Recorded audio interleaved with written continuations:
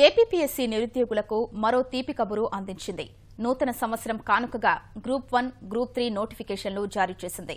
1337 పోస్టులకు సంబంధించి మొత్తం 10 నోటిఫికేషన్లను ఏపీపీఎస్సీ చైర్మన్ ఉదయ్ భాస్కర్ హైదరాబాద్లో విడుదల చేశారు. ఈ పోస్టుల్ని 2017లో భర్తీ చేస్తామని ప్రకటించారు.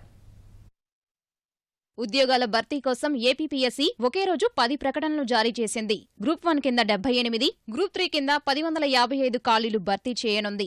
100 వసతి గృహాల సంక్షేమ అధికారి పోస్టులు, 13 సాంఘిక సంక్షేమ సహాయ అధికారి పోస్టులు, 10 బీసీ సంక్షేమ సహాయ అధికారి పోస్టులు, 6 గిరిజన సంక్షేమ సహాయ అధికారి పోస్టులు భర్తీ చేస్తారు.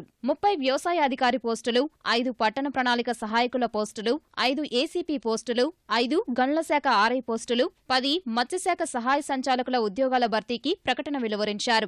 మొత్తం 1337 కొలువులను 2017లోనే భర్తీ చేస్తామని ఏపీపీఎస్సీ చైర్మన్ ఉదయ్ భాస్కర్ తెలిపారు. అలాగే మేము ఇచ్చిన నోటిఫికేషన్స్లో మేము ఎప్పుడైతే ఈ స్క్రీనింగ్ టెస్ట్ ఉంటే కనుక స్క్రీనింగ్ టెస్ట్ కండక్ట్ చేసేది, అలాగే tentative dates of main examination కూడా మేము ఇవ్వటం జరిగింది.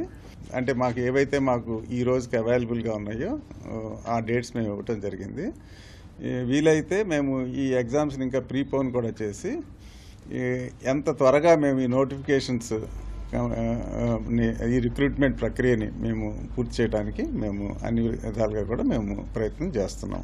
గ్రూప్ 1 మెయిన్ పరీక్ష మినహా మిగిలిన అన్ని ఆబ్జెక్టివ్ పరీక్షలకు నెగిటివ్ మార్కులు ఉంటాయి. ప్రకటన షెడ్యూల్ వివరాలు ఏపీపీఎస్సీ వెబ్సైట్లో ఉంటాయి. 2016లో 2933 ఉద్యోగాలకు 22 ప్రకటనలు జారీ చేశారు. ఏపీపీఎస్సీ ద్వారా ఇప్పటి వరకు 4270 కొలువులకు ప్రకటనలు ఇచ్చామని ఉదయ్ భాస్కర్ తెలిపారు. ఖాళీల వివరాలు అందనందున వైద్యశాఖ ఉద్యోగాలు భర్తీ చేయడం లేదని వెల్లడించారు.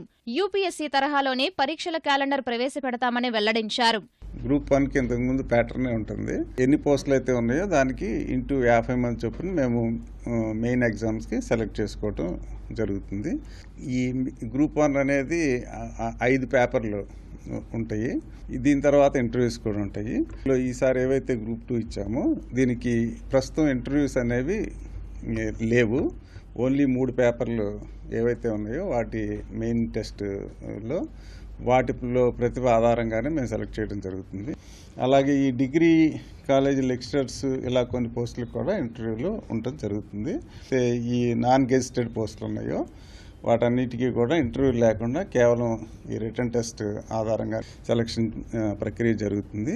అలాగే ఎక్కడైతే మాకు ఈ 25,000 కంటే ఎక్కువ మంది అభ్యర్థులు ఉంటారో వాటిని మేము స్క్రీనింగ్ టెస్ట్ ద్వారా కూడా మేము ఈ కొంతమందిని ఎలిమినేట్ చేసి మెయిన్స్కి తీసుకోవడం జరుగుతుంది. ఇదివరకే నోటిఫికేషన్ విడుదల చేసిన గ్రూప్ 2 పోస్టులకు 6,50,000 దరఖాస్తులు వచ్చాయి. 2017 మార్చి లేదా ఏప్రిల్లో హైదరాబాద్ నుంచి అమరావతికి ఏపీపీఎస్సీని తరలిస్తామని ఉదయ్ భాస్కర్ ప్రకటించారు.